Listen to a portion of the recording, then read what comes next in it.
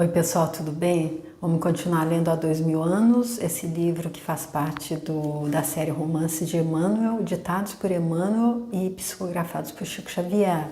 Esse, então, especialmente, ele conta a história do próprio Emmanuel, quando há 2000 anos ele era um senador romano, Públio Lentulus, ali na era cristã. Começa em Roma ali no ano de 31, exatamente quando Jesus Cristo estava sendo ali... estava fazendo a passagem dele ali, começando a fazer as pregações dele, e agora nós estamos ali em Jerusalém, já no momento em que ele estava indo para o Gólgota, onde ele estava sendo crucificado.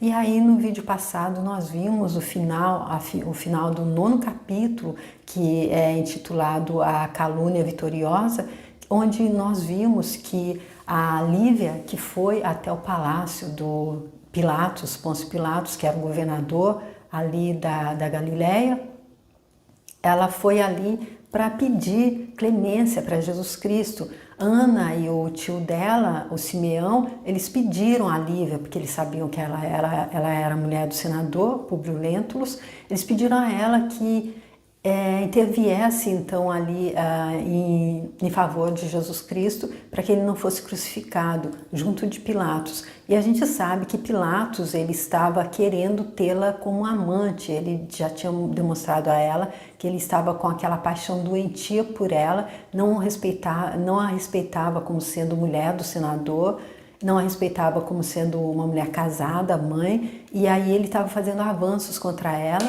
e a Fúvia ficou com muito ciúme e inveja, porque ela, por sua vez, era amante do Pilatos, que era casado com a Cláudia, que era irmã da Fúvia. Então a Fúvia estava ali com um plano diabólico para estar denegrindo a imagem da Lívia diante do senador. E foi nesse dia então em que a Lívia foi se encontrar com Pilatos para pedir por Jesus Cristo, que ela se encontrou com o Sulpício Tarquínios, que estava ali junto com a Fúvia, e enconchava ali os dois em comunhão ali de buscar fazer a mesma coisa para denegri-la diante do marido dela, porque ela prometeu ao Sulpício que se ele a ajudasse, a Fúvia prometeu ao Sulpício que se ele ajudasse a fazer isso, ela então se tornaria amante dele também. Então quando o Sulpício viu a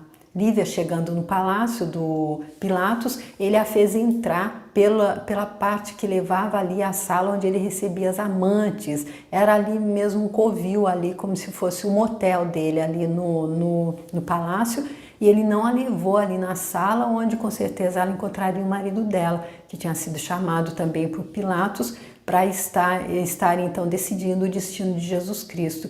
E aí, quando Pilatos veio ter com Lívia ali naquele local, já tão conhecido por Fúvia, que era amante dele, Fúvia viu e chamou o marido da Lívia para ver. E ele acreditou piamente, então, que Lívia estava ali como amante de Pilatos. E foi por isso que no último capítulo, então, nós vimos o final do último capítulo, onde ele diz que só não vai matá-la pela filha dele, pelos filhos, que ele ainda espera encontrar o pequeno Marcos também, e porque ele não quer, em outras palavras, não quer sujar as mãos. Porém, se ela não se conduzisse apenas como uma escrava e nunca mais voltasse a sair de casa, aí então ele não responderia por ele. Ele disse que então ele a mataria. Ela teve um momento de fraqueza, onde ela pensou, mas por que isso está acontecendo comigo, isso foi o que eu fiz? E aí ela entendeu que Jesus Cristo também veio fazer só o bem, mostrar só o bem, ensinar só o amor, e a única coisa que ele recebeu foi ódio em troca e abandono daqueles que estavam com ele no momento ali, num momento sublime ali, naquele momento definitivo da hora em que ele foi então pregado na cruz. E então vamos ver como é que continua aqui. O 10º capítulo é o apóstolo da Samaria, e eu peço a Jesus Cristo que me ilumine, que permita que Emmanuel e Chico Xavier, se possível, possam me inspirar nos meus comentários, para que sirva para que as pessoas que estejam acompanhando possam, quem sabe, entender melhor, ou para que possa fazer com que aquelas pessoas que tenham algum preconceito contra esse livro possa entender que ele realmente é um roteiro, se a gente quiser ser como um sábio que aprende com o erro alheio. Então, vamos ver lá como é que começa. No dia seguinte, Públio Lentulus incentivou as pesquisas do filhinho entre quantos peregrinavam nas festas da Páscoa em Jerusalém, instituindo o prêmio de um grande sestércio. E a gente sabe que sestércio era a moeda da época, né? Ou seja, 2.500 asses para que apresentasse aos seus servos a criança desaparecida. Não devemos esquecer que a criada Semele, bem como suas companheiras de serviço, foram submetidas ao mais rigoroso inquérito por ocasião do castigo aos servos imprevidentes, encarregados da vigilância noturna em casa do senador. Públio não admitia castigos físicos às mulheres, mas no caso misterioso do desaparecimento do filhinho, submeteu as criadas a um interrogatório francamente impiedoso.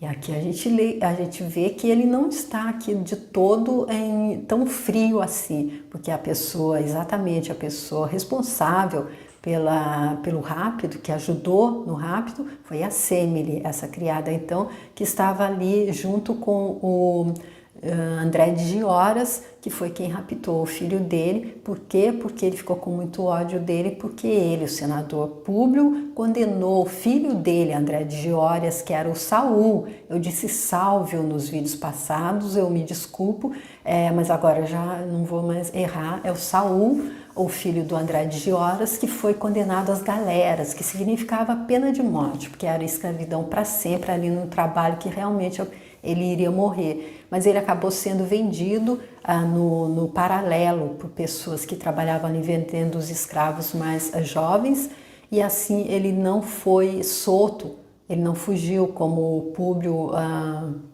pensou que tivesse, foi isso que disseram a ele e ele acreditou. Então André de Gioras colocou o plano dele em ação de vingança contra o Públio e raptou, com a ajuda da Semele, o filhinho deles de meses, o Marcos. Inútil declarar que Semele protestara a mais absoluta inocência, nada deixando transparecer que pudesse comprometer a conduta dela. Entretanto, as 3 servas que mais diretamente cuidavam do pequeno, entre as quais estava ela incluída, foram obrigadas a colaborar com os escravos na procura de Marcos, pelas praças e ruas de Jerusalém, embora tivessem suas horas diárias consagradas ao descanso. Essas horas aproveitava a Semele para visitar ou rever relações amigas, passando a maior parte do tempo no sítio onde André cultivava suas oliveiras e vinhedos frondosos a pouca distância da estrada para os centros principais. Ou seja, ela aqui, quando ela vai para procurar por ele, porque ela se faz realmente de quem não tem nada a ver com isso, ela vai exatamente para onde está a criança, para onde ela sabe com certeza que é a casa do André de Gioras. Neste dia, vamos encontrá-la aí em animada palestra com o raptor e sua mulher, enquanto a criança dormitava ao canto de um compartimento. Com que então o senador instituiu o prêmio de um grande sestércio a quem lhe devolva a criancinha? Pergunta André de Gioras, admirado. É verdade, exclamou Semele pensativa. E na realidade, trata-se de grande soma em dinheiro romano, que facilmente ninguém ganhará neste mundo. Se não fosse o meu justo e ardente desejo de vingança, replicou o raptor com seu malicioso sorriso, era o caso de irmos abocanhar essa respeitável quantia. Mas deixa estar que não precisamos de semelhante dinheiro. Nada necessitamos desses malditos patrícios. Semele escutava-o indiferente e quase completamente alheia à conversa. Entretanto, o interlocutor não perdia de vista as características fisionômicas de sua cúmplice, como se tentasse descobrir, no seu modo simples e humilde, algum pensamento reservado. Foi assim que, no intuito de lhe sondar a atitude psicológica, disse em tom aparentemente calmo e despreocupado, como a inquirir dos seus propósitos mais secretos. Semele quais são as últimas notícias de Benjamin? Ora, Benjamin, respondeu ela, aludindo ao noivo, ainda não se resolveu marcar o casamento, em definitivo, atento às nossas inúmeras dificuldades. Como não ignora, todo o meu desejo no trabalho se resume na consecução do nosso ideal de adquirir aquela casinha de Betânia, já sua conhecida, e tão logo venhamos a conseguir o nosso intento, estaremos unidos para sempre. Ainda bem, disse André com a atitude psicológica de quem encontrar a chave de um enigma. Com o tempo haverão de conseguir todo o necessário à aventura de ambos. Da minha parte, pode ficar descansada, porque tudo farei por auxiliá-la paternalmente. Muito grata, exclamou a moça reconhecida. Agora há de permitir que volte ao trabalho, porque as horas parecem adiantadas. Ainda não, falou André resolutamente. Espera um momento. Quero dar-lhe a prova do nosso vinho velho, aberto hoje somente para comemorar a circunstância feliz de nos acharmos com vida depois do medonho temporal de ontem. Aqui sem spoiler, mas eu acredito que a Semele já acabou de encontrar aqui o pagamento dela, porque o André de Joras é óbvio que entendeu aqui que como ela sabia onde estava a criança e como ela estava com dificuldades financeiras e como o Públio estava oferecendo aquela fortuna, ela então passaria logo de lado. Ela poderia entregá-lo pelo dinheiro que ela disse que tudo que ela estava fazendo ali era em busca de ter felicidade. Ela queria comprar a casinha dela para casar e ser feliz, constituir a família dela, ter os filhinhos dela. E para isso, para alcançar essa felicidade, ela não se importou em estar destruindo a vida, a felicidade de alguém, de toda a família e da própria criança também. Então, quando a gente age apenas olhando no nosso umbigo, apenas prestando atenção no que vai ser pra gente, em detrimento do outro, a gente vai passando mesmo por cima, aí mais cedo até do que tarde a gente colhe aquilo, não é? E correndo ao interior, penetrou na adega, onde tomou de uma bilha de vinho espumante e claro, deitando-o com fartura numa taça antiga. Em seguida foi a um quarto contíguo, de onde trouxe um tubo pequenino, deixando cair na taça algumas gotas do conteúdo, monologando baixinho. Ah, Semele, bem poderias viver se não surgisse esse prêmio maldito que te condena à morte. Benjamin, o casamento é uma situação de amargurosa pobreza. Uma soma de 1000 sestércios constitui tentação a quem não poderia resistir o espírito mais bem intencionado e mais puro. Enquanto foram as aperturas e outros castigos, estava certo, mas agora é o dinheiro, e o dinheiro costuma condenar as criaturas humanas à morte. Uau, gente! Nossa! Quanta lição, não é? Quanta lição, gente, quanta lição. É óbvio que o dinheiro é maravilhoso. Dinheiro nessa nossa vida em que a gente está na matéria, em que a gente depende de dinheiro para o conforto que a gente necessita. Se a gente estiver trabalhando para ganhar dinheiro apenas pensando na gente, em detrimento do outro, aí o dinheiro vai, como ele disse, costuma condenar as criaturas humanas à morte, as criaturas humanas que estão trabalhando dessa forma que a Semele estava. Olha aí, é essa lição que é para ficar. Não é aquela de que, é mais fácil um rico entrar num camelo, passar no buraco da agulha, do que um rico entrar no céu. Não é essa a mensagem que está nessa passagem, ao contrário. É exatamente a mensagem de que devemos fazer o nosso melhor e devemos viver aqui entendendo a mensagem que Jesus Cristo veio dizer. Se nós vamos, por dinheiro, passar em cima, acabar com a vida de qualquer outra pessoa, então é isso que vai nos condenar também a colher aquilo que a gente está plantando. E misturando o tóxico violento no vinho que espumava, continuou resmungando.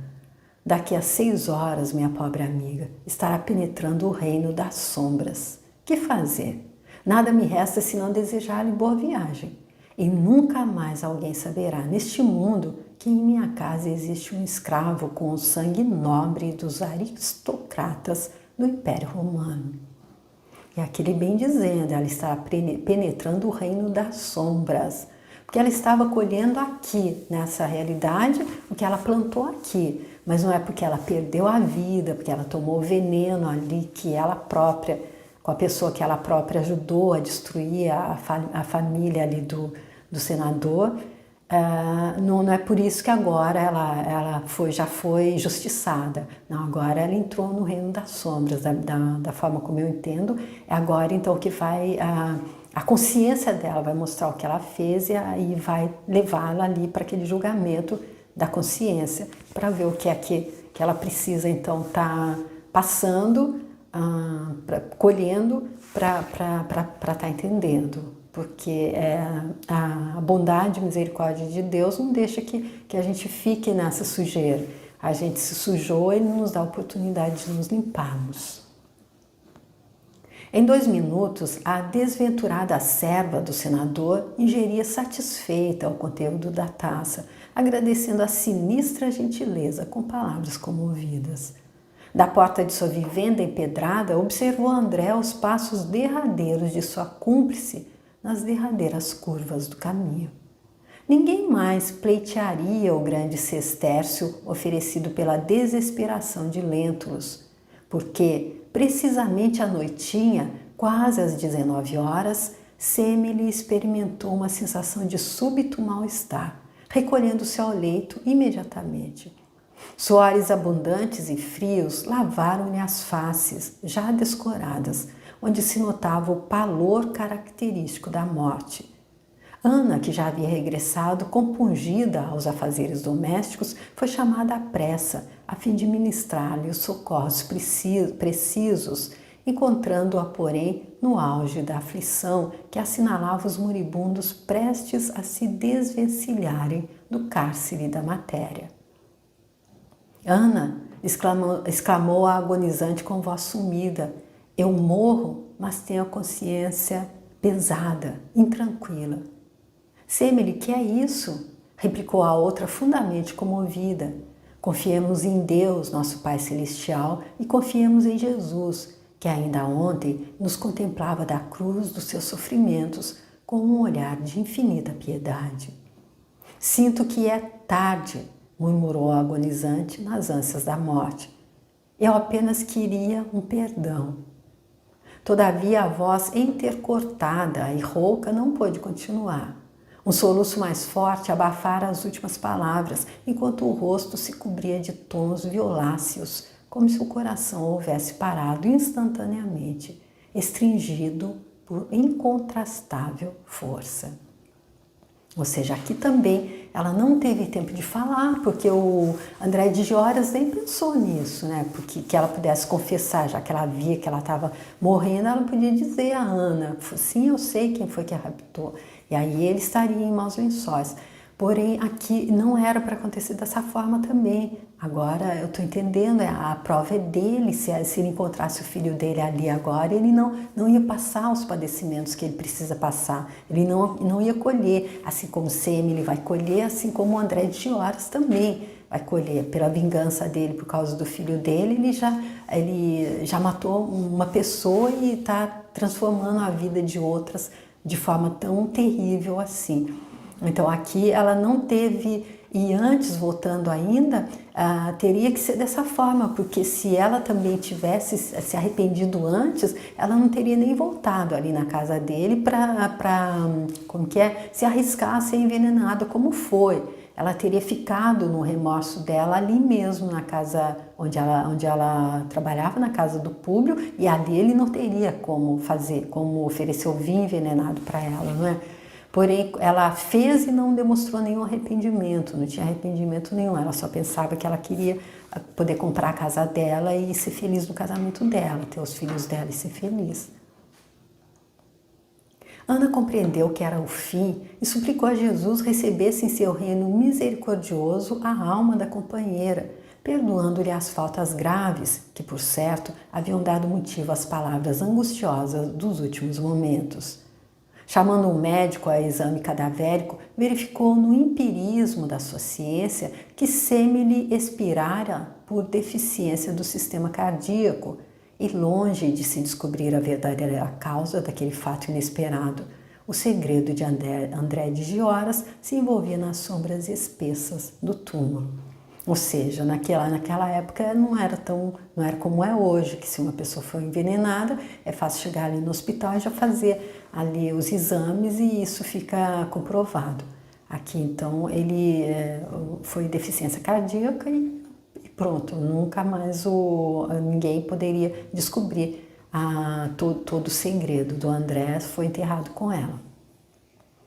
Ana e Lívia tiveram ensejo de trocar impressões sobre o doloroso acontecimento, mas ambas, embora a funda impressão de que lhes causavam as derradeiras palavras da morta, encaravam a passagem dela para outra vida na conta dessas fatalidades irremediáveis. Ou seja, elas também poderiam ter desconfiado, poderiam começar a puxar o fio da meada, mas não era para ser. Públio Lentulus, em seguida a esse fato, apressou o regresso à vivenda de Cafarnaum, que adquirira ao antigo dono em caráter definitivo, prevendo a possibilidade de longa permanência em tais lugares. O regresso foi triste, jornada trabalhosa e sem esperanças. Os servos numerosos não chegaram a perceber a profunda divergência agora existente entre ele e a esposa, e foi assim que, verdadeiramente separados pelo coração, continuaram no lar a mesma tradição de respeito perante os subordinados.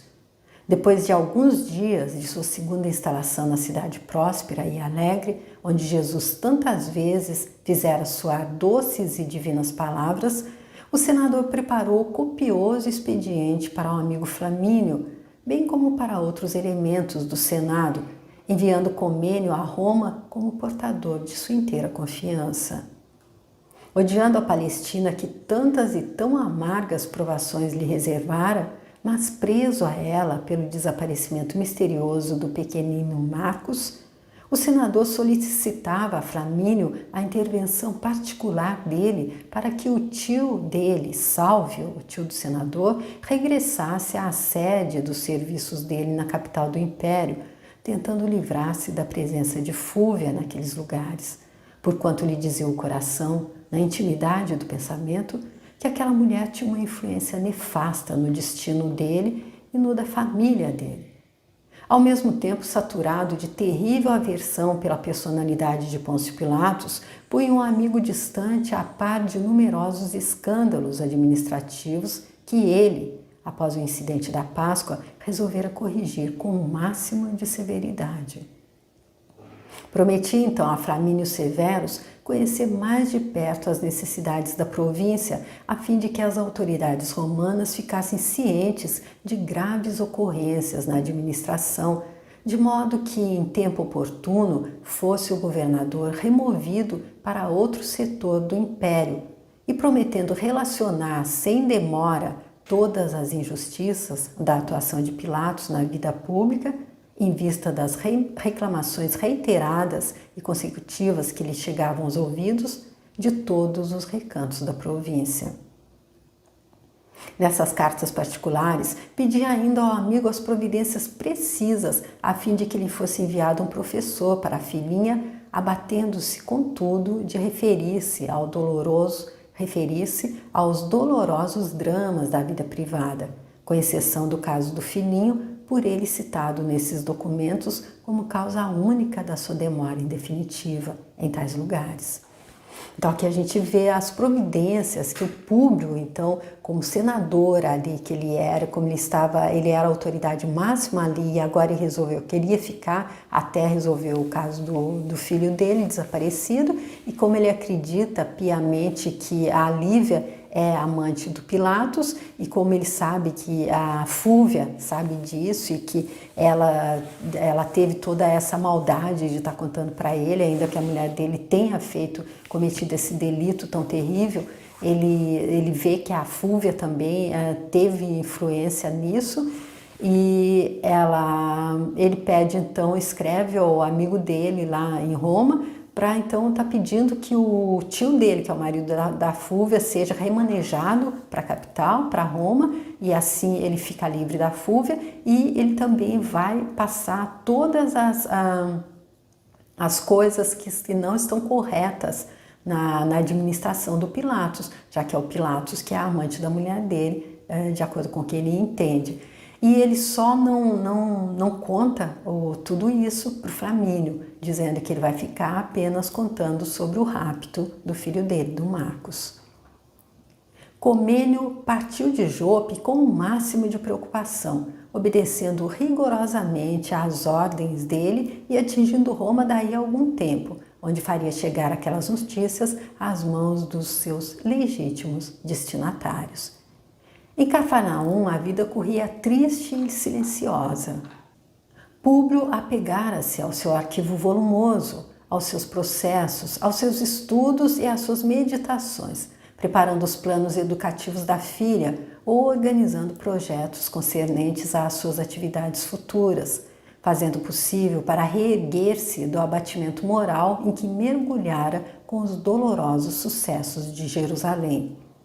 Quanto a Lívia, esta, conhecendo a inflexibilidade do caráter orgulhoso do marido e sabendo que todas as circunstâncias aparentavam a culpa dela, encontrara na alma dedicada da serva uma confidente extremosa no afeto, vivendo quase permanentemente mergulhada em orações sucessivas e fervorosas.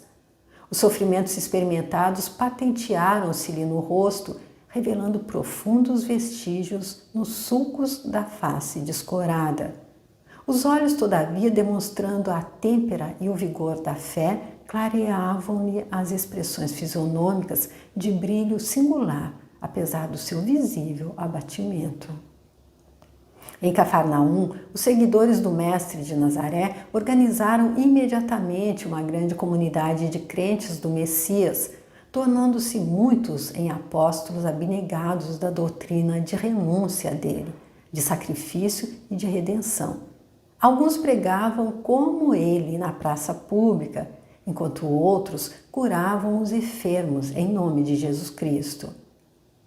Criaturas rústicas haviam sido tomadas estranhamente no mais alto sopro de inteligência e inspiração celeste, porque ensinavam com a maior clareza as tradições de Jesus, organizando-se com a palavra desses apóstolos os pódromos do Evangelho escrito, que ficaria mais tarde no mundo como a mensagem do Salvador da Terra a todas as raças, povos e nações do planeta, qual luminoso roteiro das almas para o céu. Todos quantos se convertiam à ideia nova confessavam na praça pública os erros da sua vida em sinal da humildade que lhes era erigida, portas adentro da comunidade cristã.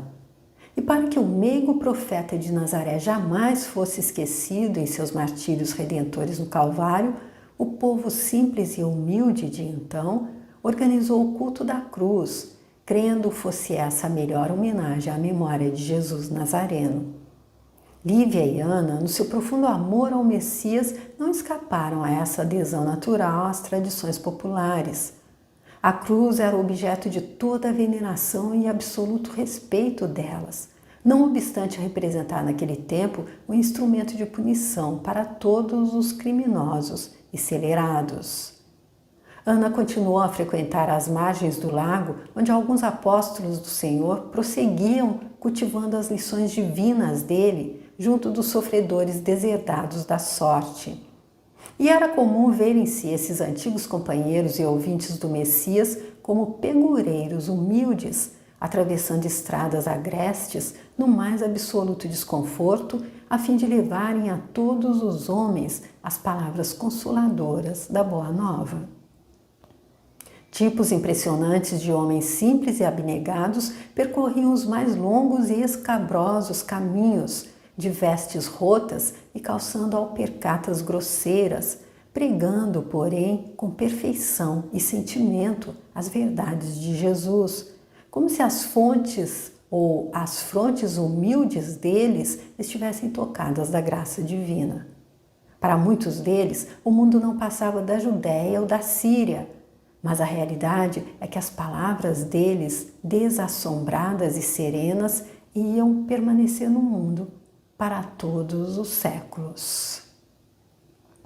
Então aqui, eu fico aqui nessa primeira parte então do 10º capítulo, que a gente está vendo então que é aquela parte então que eles voltaram para Cafarnaum, em que a Lívia então está vivendo ali como uma escrava diante de Públio, porém eles não demonstram aos empregados. Ela tem ali em Ana ali a pessoa então com quem ela conversa, e as duas então passaram agora, assim como muitos outros seguidores de Jesus Cristo, a estar fazendo o culto da cruz, apesar da cruz na época ser um símbolo da crucificação. Ela ficou também sendo o símbolo do cristianismo. E nós vimos então a morte da Semele, que foi a única pessoa que poderia contar que o filho do senador tinha sido raptado então pelo André de Gioras. Ela foi morta por ele próprio. Aí tudo trazendo assim muitas, agora para frente, muitas lições que, como Emmanuel já sinalizou ali no início do livro, servem como um roteiro para a nossa própria vida, para se a gente ainda não tiver entendido o que é que queria dizer as palavras de Jesus Cristo. Amai-vos uns aos outros como eu vos amei. Então, vamos ver como é que continua a segunda parte desse 10º capítulo, então, em que nós vamos continuar vendo então a saga aqui do Emmanuel, quando ele era esse senador romano ali na época de Jesus Cristo. Ele que teve o privilégio de se encontrar com o próprio ali, não em carne e osso, mas em um torpor, não muito longe de onde ele estava, ali como uma espécie de sonho, porém não entendeu. Então eu agradeço você que está acompanhando a leitura, você que me manda mensagem, você que compartilha o vídeo, que deixa a sua curtida, é super importante, interessante de ver se você está gostando. E se você quiser também se inscrever no canal, eu tenho os outros vídeos, tenho duas outras séries ali com 2 outros livros de Chico Xavier, Paulo e Estevão, que é mais ou menos a mesma coisa, a saga de Paulo de Tarso, com a diferença que Paulo de Tarso, assim que encontrou Jesus Cristo, teve o clique e entendeu, e o senador Publio Lentulus não. E tem também o livro Boa Nova, o segundo preferido de Chico Xavier, o primeiro é Paulo e Estevão. E agora então estamos no 3º e tá tudo ali no meu canal. Se você quiser se inscrever lá, eu vou ficar super feliz. E se você quiser continuar acompanhando comigo esse livro grandioso, vamos nos encontrar então para o próximo vídeo. Tchau, obrigada.